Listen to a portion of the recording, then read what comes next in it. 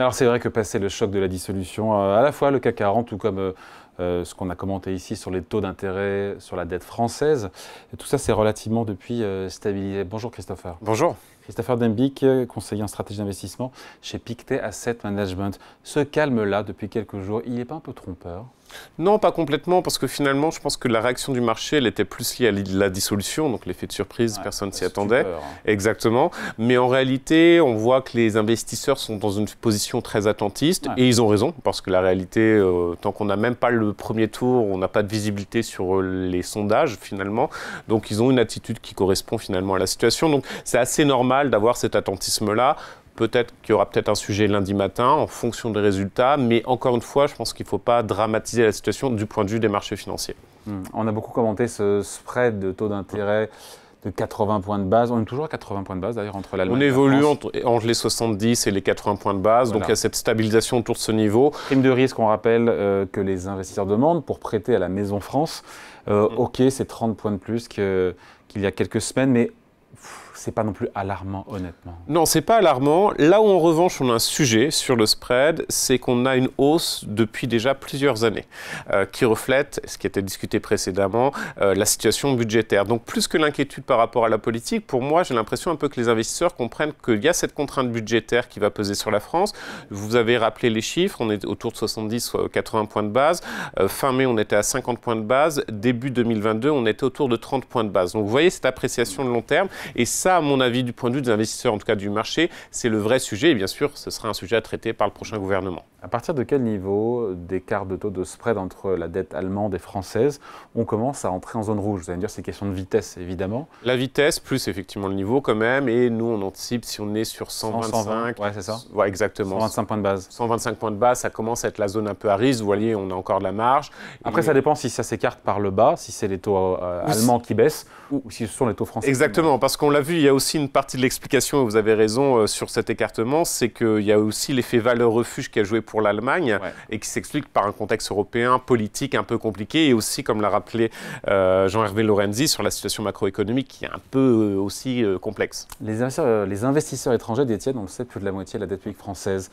On a le sentiment quand même qu'il doit être en train d'attendre, parce qu'ils ne sont pas des spécialistes de la politique française, attendre ce qui va se passer le 8 juillet au matin pour vraiment prendre une position plus tranchée sur ce qu'ils font du CAC 40 ou de la dette française. Oui, et vous l'avez rappelé à juste titre, je pense que c'est important de dire, ils ne sont pas spécialistes. Ce n'est pas parce que vous détenez de la dette française, vous êtes spécialiste de la situation. Moi, j'ai échangé avec des investisseurs étrangers juste après l'annonce de la dissolution. Ils me demandaient donc concrètement qu'est-ce que ça veut dire institutionnellement. Est-ce qu'on aura potentiellement Marine Le Pen présidente? Donc ça montre aussi qu'il y a un flou artistique sur qu'est-ce qu'est le concept même d'une cohabitation qui est très propre à la France. Donc il y a ce premier point. Ils vont effectivement attendre, et peut-être même attendre assez longuement, parce que c'est peut-être pas à partir du 8 juillet qu'on aura de la visibilité, mais on va avoir aussi beaucoup d'émissions de dettes. La France doit emprunter massivement au mois de juillet, donc ça peut être plutôt lors de ces échéances de refinancement qui vont être importants. Mais à mon avis, honnêtement, il y a un sujet de long terme d'écartement du spread où finalement la France, du point de vue budgétaire, se rapproche plus des pays ibériques, voire de l'Italie, que de l'Allemagne. Mais est-ce que l'aspect politique va être un vrai enjeu du point de vue des marchés? J'en doute un peu, sauf bien sûr scénario catastrophe qui peut toujours arriver, mais c'est pas intégré dans le marché, ça. Quel est, là ça devient sérieux, même si ça l'est déjà, le meilleur et le pire scénario, encore une fois, au soir du 7 juillet pour les marchés financiers? Alors, meilleur scénario. Probablement d'avoir de la visibilité sur qui sera aux commandes, c'est ça.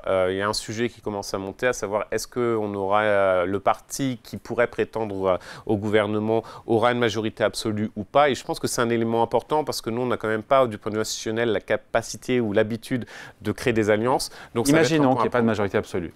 Là, ça peut être un scénario un peu plus compliqué. Je ne pense pas que le marché réagira immédiatement, c'est-à-dire le lendemain. Mais en revanche, à un certain stade, on va se rendre compte que vous avez un blocage politique qui se mettra en place. Et là, bien sûr, quand vous avez des décisions en termes de baisse des dépenses à prendre très, très rapidement, nous, on estime qu'il faut baisser les dépenses probablement de 15 milliards sur la deuxième partie d'année. On a déjà fait 10 milliards de baisse des dépenses.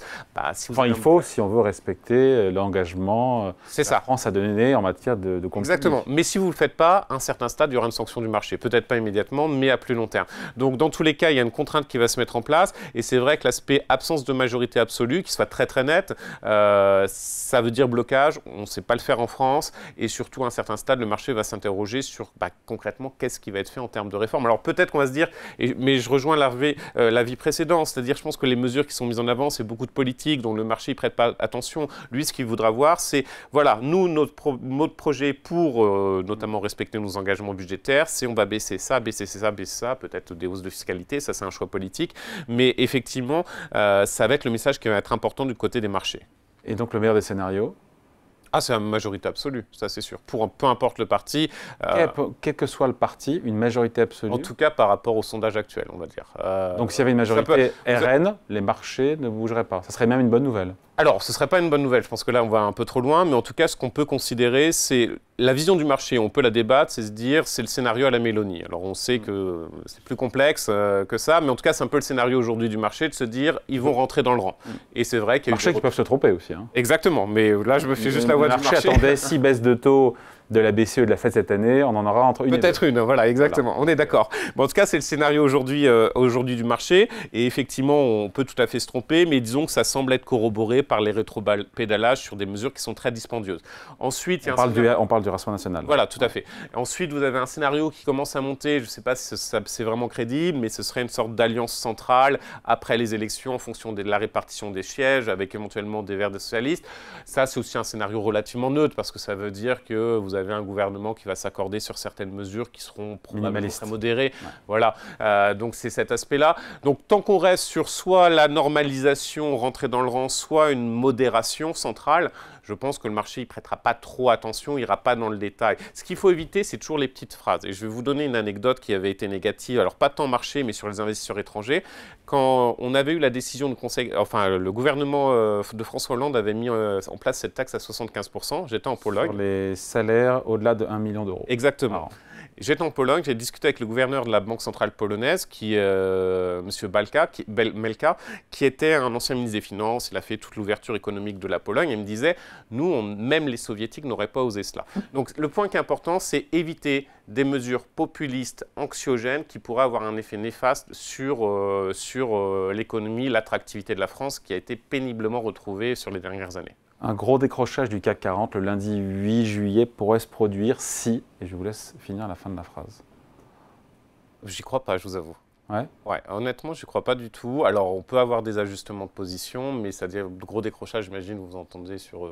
3, 4, 5%. Ouais, non, j'y crois pas. Quelle que soit la configuration. Ouais.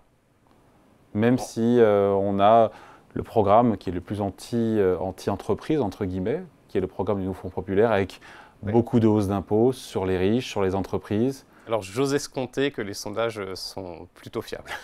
Bon, très bien. Et juste un dernier point, imaginons qu'il y a des scénarios, on ne le souhaite pas, mais on s'y prépare. Si la France était attaquée par les marchés financiers, parce que finalement, on n'est pas dans un scénario à la Giorgia Meloni, notamment à partir de l'automne, parce que le RN a dit, bon, tout de suite, on fera que les baisses de la TVA sur l'énergie, mais à l'automne, il y a beaucoup de choses qui sont revenues, qui avaient disparu, et qui sont revenues dans le programme, ou en tout cas dans les mesures économiques. Est-ce qu'on peut imaginer que la BCE pourrait venir voler au secours de la France et empêcher une crise de la dette? Alors oui, ça n'a rien d'automatique et c'est conditionné. Alors c'est justement rien d'automatique, ce sera conditionné et vous avez mis l'accent sur le bon timing, c'est-à-dire que ce sera à l'automne. À l'automne, la nouvelle commission sera pleinement opérationnelle. On sait que l'Europe a mis en procédure de déficit excessif la France et d'autres pays, mais c'est simplement justement à l'automne qu'elle demandera concrètement, vous êtes prêts à faire quoi en termes de baisse des dépenses, voire hausse de la fiscalité pour respecter vos engagements budgétaires. Donc je vois assez mal comment on aurait une quelconque latitude, peu importe le gouvernement, pour mettre en place des mesures dispendieuses. Vous avez le timing de la commission qui va s'imposer. Et s'il y a un bras de fer, si ce nouveau parti élu dit, voilà, j'ai été élu sur des mesures, je les applique, et voilà, le bras de fer, le passage en force, on peut imaginer ça aussi on peut considérer ça, mais je pense qu'il y aura toujours un arbitre à la fin qui sera le marché. Le marché, ce sont les investisseurs étrangers qui prêtent de l'argent à la France pour boucler ses fins de mois. C'est ça. Dans ces cas-là, il ne faut pas avoir 150 milliards de déficit et d'emprunter cette année quasiment 300 milliards. C'est ça. Donc, à un certain stade, je considère qu'il y aura, si on ne met pas en place des objectifs budgétaires qui soient perçus comme crédibles, il y aura une sanction du marché. C'est comme on l'a vu dans d'autres pays. Et ce qui est assez logique parce que... On l'a vu sur des pays plus petits. Plus la petits. France, pays fondateur, Deuxième économie de la zone euro. Mais en revanche, alors bon, il y a toujours le Ce stock qui veut de dire à dette certains que renouveler. la BCE, c'est qu'il y a certains que la BCE viendra nous sauver quoi qu'il en soit. C'est ça, mais il ne faut pas considérer qu'il y a un aléa moral derrière cela qui soit mis en place. Et surtout, regardons quand même le décrochage à long terme de la France du point de vue budgétaire. Je vous donne juste un seul chiffre. À politique constante, donc avec ce qu'on a aujourd'hui, le FMI estime qu'en 2028, on aura une dette sur PIB à 115% du PIB. Oh, on est à 110 et quelques aujourd'hui. Hein. Ça va légèrement augmenter. Ouais. Mais point important, en partant du même niveau, le Portugal, sur la même période, va chuter à 80%. Et mon argument derrière cela, c'est que finalement, du point de vue budgétaire, même économiquement sur certains aspects, on se rapproche quand même de cette zone ibérique. Et on sort lentement, mais on sort finalement de cette zone centrale qui sera finalement juste occupée par l'Allemagne. Certains ont dit que pendant très longtemps, on a été un passager clandestin dans cette zone. Oui, c'est un bon résumé. Et à un certain stade, le passager clandestin est sanctionné ou sort. Bon, on n'est pas encore là. Non, heureusement. Merci beaucoup. Christopher Damick Merci. pour Pictet Asset Management. Salut. Si.